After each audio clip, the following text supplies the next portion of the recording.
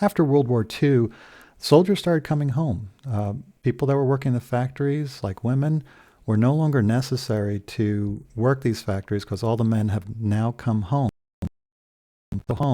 and start families. Everybody's excited that everybody's back home and everybody's safe, or not everybody, but the people that do come home are safe, and so they celebrate.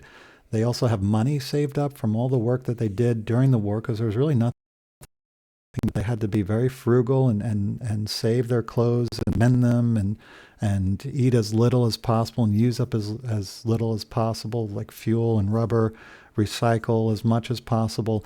So there was a lot of material now available to civilians, and civilians had been earning a lot of money and putting money into bonds that were now coming due, and all this money started coming back to the regular people. So it was a perfect storm of prosperity happening here. All these men are now home, and they're going back to work. The women go back to the home. They start having babies. The demographics change. We get what was called the baby boom, where suddenly a lot of people were having babies. People that were of different generations were having babies at the same time. So you have aunts and nephews or nieces going to class in the same grade because of all this family making.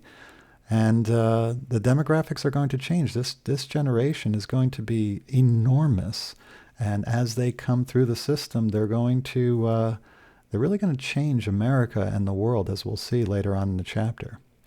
Um, One thing we wanted to make sure is that these guys that were coming home, they had missed a lot of years of their life, and they didn't have any. A lot of them didn't have skills, training, experience in the workforce. So we were going to do something about it, and that is called the GI Bill of Rights. What this does is it offers money for college or job training, helps them get jobs, helps them get back into civilian life as quickly and as easily as possible. If they needed a loan to buy a home or start a business, they would get special interest rates so that it's a lot easier for them to get started. It's really the least we can do to these people that literally save the world. There are also unemployment benefits if a job couldn't be found.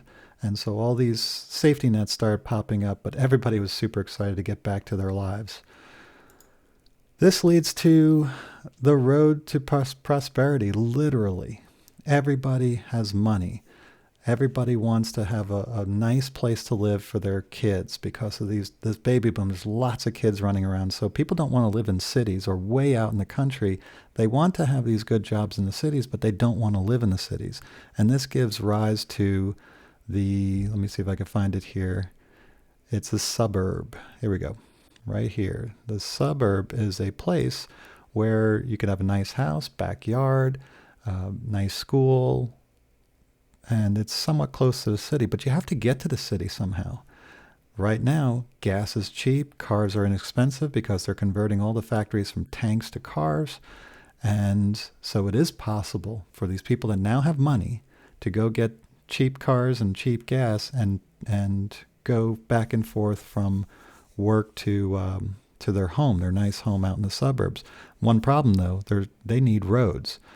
And so Eisenhower, when he was traveling through Germany, he noticed the Autobahn system that they had built there and said, well, if the Germans can do it, why can't we? And so in 1956, Congress began the interstate highway system, which allows people now to travel great distances in their cars. And so commercials popped up like, see the USA in your Chevrolet.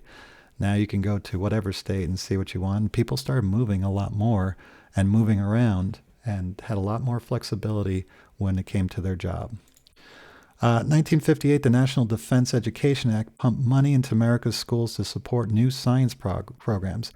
Now, in 1957, it doesn't mention here, but we'll talk about it later in the chapter, the Russians launched Sputnik, which is a satellite that really freaks everybody out because we realize that we're falling behind the Russians when it comes to science.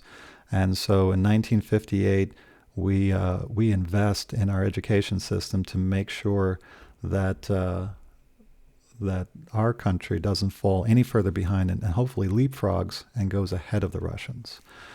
I don't know if I went over this, but because of the baby boomers, all these people coming through now, the educational system, the demographics are changing. Demographics means numbers used to group people by age, education, gender, or other characteristics. So if you ever hear demographics, what's the demographics of the vote or something, they're talking about, they're categorizing people into certain groups because we see patterns that people in Virginia will vote differently than people in California.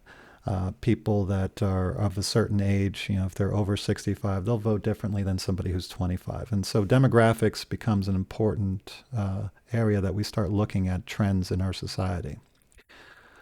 All right, so now women in work. Women go back to the home after the men return from the war.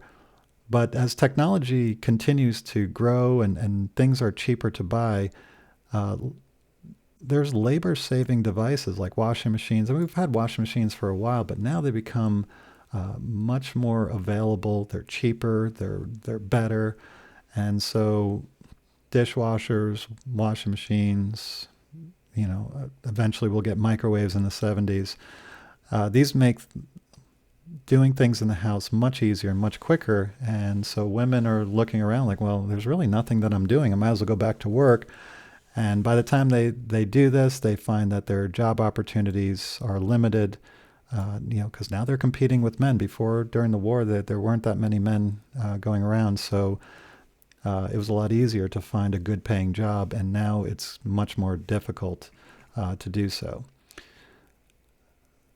The soaring economy that we encounter, there's 4 factors here that really contribute to it. There's a culture now of going out shopping just to shop. You're not really looking for anything. You just want to go to the mall, hang out, see what they got. And if you see something interesting, you get it. And so we have this culture of going, it's a pastime now. It's an event when you go shopping. Also, a shifting workforce. The workforce shifted back to men, and most women returned to full-time family responsibilities. Join a union, get a raise. The unions consolidated. That means a lot of them came together and formed even more powerful unions. And so the unions would be very much stronger now in telling businesses what to do and how to treat their workers. And this meant that higher pay for men meant women could afford to stay home and look after their baby boomers.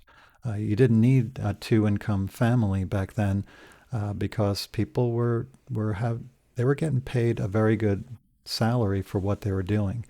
And this led to a very prosperous society. Also, people got credit cards. Credit cards today are a lot easier to use. Back then, you had to get a credit card for each individual place. Diner's card, I believe, was the first one where you can go to certain restaurants and use this card and put your restaurant tab on credit. American Express was the first universal credit card where you can go to different places as long as they accepted the card. And I remember when I was a kid that American Express would boast that they're accepted more in more places, especially around the world, than anyone else. So people got credit cards and they put things on credit, and we have seen evidence that if you use a credit card over cash, you tend to spend more. So this will lead to a soaring economy.